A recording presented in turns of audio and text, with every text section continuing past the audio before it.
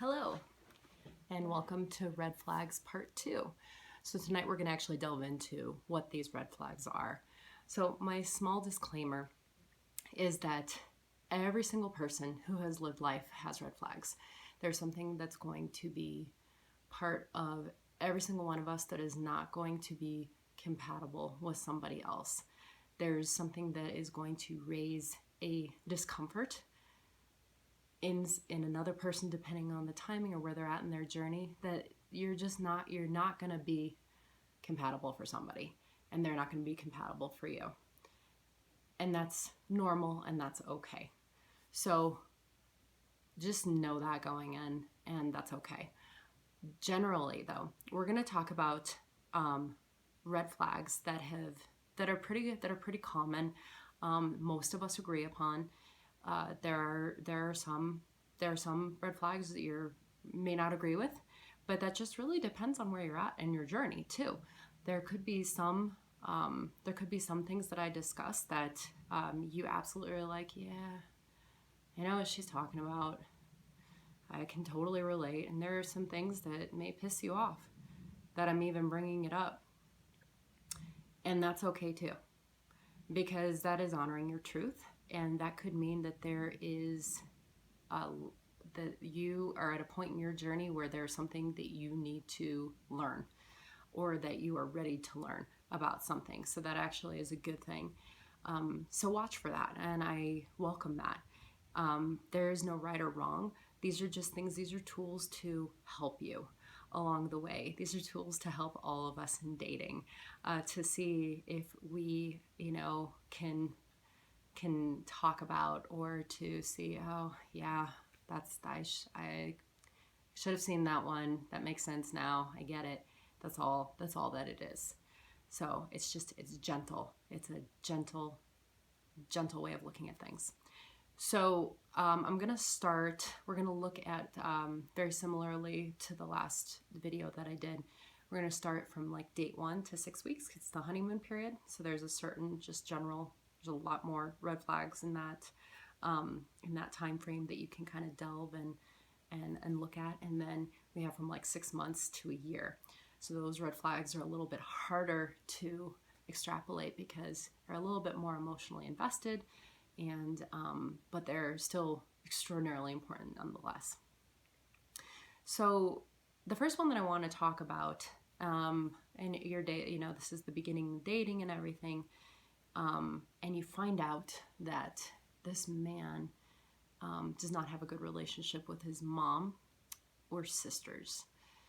And I bring this one up because typically, from my experience and experiences of other people too, typically if a man does not have a good experience with his mother, and ask questions, like dig deeper on every single one of these if this happens to you or if this comes up, they start a track record of not respecting women in general, which is super sad, but it is true, because respect starts in your home.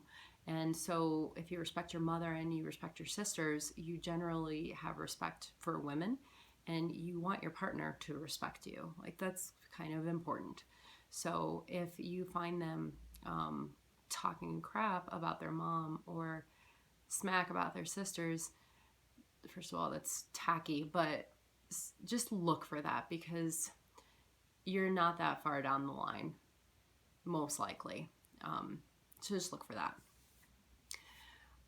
So something comes up in conversation and you hear, oh, so I, do drugs on special occasions, whatever that drug is. Like, it's just like for fun. It's my fun stuff. It's only on special occasions though, like birthdays and holidays. And you sit with that and you're like, okay, well, he doesn't do it all the time. That's good. It's illegal. That's bad. Just sit with that one for a minute. And we're just gonna flush this out for 2 seconds. Drugs in general change a person's personality. Whether they think it's fun, great, all of that. There's uppers, there's downers. It is illegal. So I live in Colorado, so I'm not talking about marijuana, which is everywhere, and I'm a big supporter of it because it does wonderful things. But I'm talking about things that are illegal and that don't do wonderful things for a majority of people. And that people who think that they have control over themselves and their personalities and their behaviors, but don't always have control. So just watch for that. Ask questions. Be careful with that one. You're getting into some deeper conversation and you find out that this person has been to rehab. And there may be a part of you that's like, you know what? That's awesome that they were honest with me. And everyone deserves a second chance. And I mean, if he's going to be this honest with me, he's probably going to be honest with me about everything. And awesome. So I'm going to say pause for 2 seconds. Yes, he's honest with you. He's just identified that he had an addiction that he had to go to a facility for. He has an addiction for one thing. Is he having a drink with you on that date? Because I'm here to tell you, he doesn't just have an addiction for that one thing. He has an addiction for everything. And if he doesn't acknowledge that, he is in complete denial about that. So be very, very cautious about what you know about yourself and what you can handle. The first question that I would ask at this point is, that's amazing. Who are you talking to be your support? Like, do you see a coach? Do you see a counselor? Like, how many times a week do you talk to them? I would ask a plethora of questions. And I would really be, seeing how accountable this person is holding themselves for what they've gone through. Because it is amazingly admirable, but how accountable have they held themselves? Because this is for the rest of their life. Like, no joke, the rest of their life. And it is their issue. Like, that is they have to hold themselves accountable for this traumatic event in their life. It is not yours, nor should it bleed on to your life, your relationship. It is theirs. Let's just take a look at that, see how it resonates, move on. You're talking a little bit more, and I ask a lot of really uncomfortable questions, but may ask, I'm like, so have you ever been to jail? And some people will be like, who hasn't?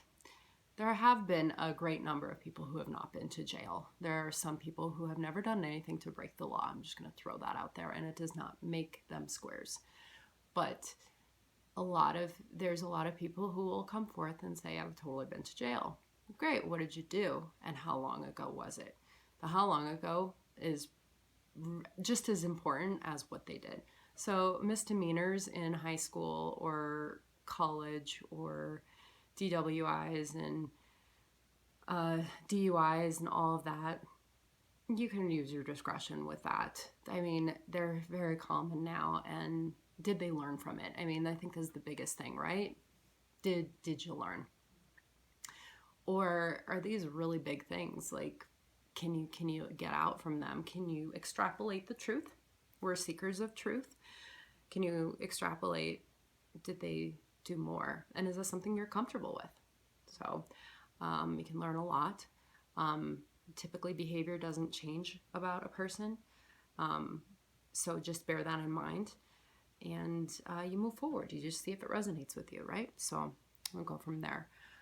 So you're talking a little bit more, and you may, if you're me and you've had certain experiences that I've had, you may just like want to break the ice and be like, so have you ever like been with a guy, or do you want to?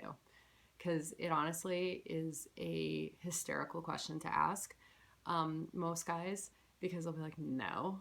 I'm like, good.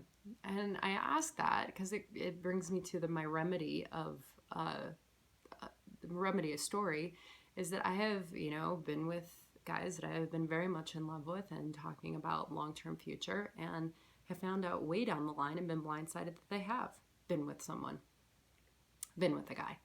And I would have just liked to have known it earlier. because I like to know everything. I just want to know. Like, I want to know everything up front. And that one I never wanted to be blindsided with again. And sometimes, unless you ask the question, some things they're not going to tell you. This is something that I've learned along the way. So if you want to know and it's important to you, I would ask the question. So if you don't want to know, don't ask. It may not be important to you. You may think it's awesome and kinky, and that's awesome too. Move forward. If it doesn't bother you, move forward. I always ask, if they have a job. It's kind of if I'm working, I only think it's fair that my potential partner is working, because I like to build with somebody, and I don't like doing all the work in the relationship. I like to watch. So I have, on a first date, because I like to stay coherent and talk, I only have 2 drinks. It's a max for me. So I like to see how many drinks my partner has if we go out for drinks. And there are times when they'll have 3 or 4. And sometimes it's because they're nervous. It is what it is. I like to see, there have been times when people, if you go out on a Friday or Saturday night and they are ready to get bombed. They start ordering shots and just madness. I don't know. I am definitely not comfortable with that. Are you? For a first date, I think that leads to a lot of trouble. So, and where does the conversation go from there? And just think about that. And how much are they really valuing you, your comfort, and what you have to say? So just think about that. See how that resonates, which leads into my next one. So say you're talking to this guy and they're like, so what turns you on? So they're trying to get you to talk about sex. You had just met this person and they're starting to talk about everything that turns them on.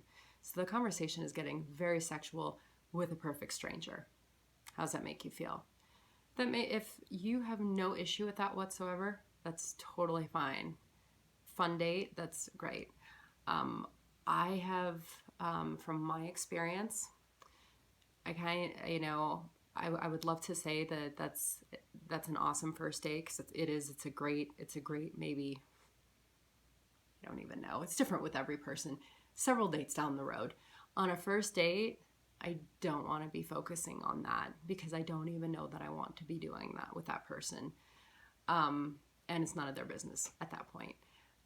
Because then they just get fixated. They get fixated on sex and they don't hear anything else. So you got to keep things straight. You got a boundary. I'm a big proponent of boundarying and not talking about sex on the first date and every intricate detail of everything that you can do with your body and everything. Let's just keep it. Let's just calm down. Let's just keep it chill. It's the first date. Let's just calm down. But again, to each their own. If that's your thing, it's your thing. But for most people who respect your boundaries, your comfort, and they're not going to do that. I'm just throwing that out there. Watch for someone who complains. The Debbie Downers, someone who complains about their job, about their home, about their family, about their date. They can be complaining about the date. It could be a crummy date, but just in general, someone who's positive and optimistic, and it's generally some good qualities to look for in a partner. So I'm going to segue now into, so you found a partner, you're compatible, you're awesome, you had your kinky sex talk, because you're at that point now, and you have your chemistry, and you're building a relationship, you're both invested, you're both protecting the relationship. It's a little bit harder to see other things that are popping up. And I just want to go over a couple of them, because this is where it's hard. This is where your heart is at risk. This is because you're in love, or you're almost in love, or it's harder to piece out at this point. So how reliable are they? How reliable is your partner? Do you have a good communication? Where you consistently are talking and you're there for each other? Do they you know, if you have a very important work function or family function, are they always there for you? Or has something happened where that has become a little less consistent? Just think about that for a second. See how that resonates. How healthy is the lifestyle? Like, say you guys are you're regular now, right? So you're seeing each other a couple times a week, maybe more than that. Who's the healthy one? Are both of you healthy? Are you supporting each other to be healthy individuals that are thriving human beings? This is like a really, really important point to bring up in relationships, because we want to be supporting each other to be thriving, healthy individuals. If you have one partner who is like training for a marathon all the time and eating super healthy, and you have someone who's still eating McDonald's every day and doesn't work out, you have something that's different. And it may work, and it absolutely works for some people, but I also know people that it doesn't work, and then it stresses them out because they're constantly worried about their partner's health. So just see how that resonates. How do they behave? How do they act when they're there with your friends and your family? And how do they act with their friends and their family? Is it consistent? They should be the same person all the time, but if you notice some inconsistencies, just look, evaluate, see if it resonates. If it doesn't, disregard what I'm saying. I'm just pointing these out as things that have come up for some of us in the past that have been an issue, right? So at first, have you ever dated someone? So you're past your honeymoon period and you guys have done everything. Like, you think, oh my God, I found this guy. He is totally my soulmate. Like, we have so much in common. And then all of a sudden, somewhere down the road, they don't want to do anything that I like to do anymore. I thought we had the same hobbies, but apparently we don't. Like, what happened? Were they being righteous and true with me, or do they really just not want to do it? What do they like to do? Like, so just if that like at all like resonates true with anybody, just kind of like take a look at that and see what happened. Or if it's not a big deal, that's fine. It has never not been a big deal with me when that's happened. Like, I kind of like people to be consistent. I don't really allow my partner to get lazy, nor would I want them to allow me to get lazy. That's not partnership to me. So let's take a look at that. Like, you know, are they the same person that you started dating? When it comes to hobbies and stuff, like, it should be pretty consistent.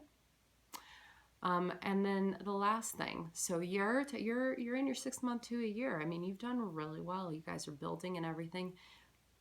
How does it feel when you talk about if you're in this stage with the life partner, marriage and children, and moving in?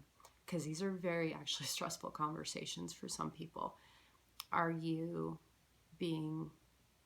Do you still feel? So this is about feeling. Are you feeling loved and respected and heard and honored and acknowledged in all of these conversations? Because it's the most important pivotal part of the relationship before deciding to move forward. And decide that. Are you? And if you are, that's amazing. You're at a really awesome spot in your life right now. And it's not lucky. You're at the right time, at the right moment with the right person, and it's beautiful. And protect it with everything you've got, and he will protect it with you. If for whatever reason you're at an amazing point as well, because you're at an empowered point where you can take charge and steer the direction whatever you want it to be. And you can still paint the picture of whatever you want your life to look like, because you deserve love, you deserve to be respected, you deserve to be honored. Have a good night.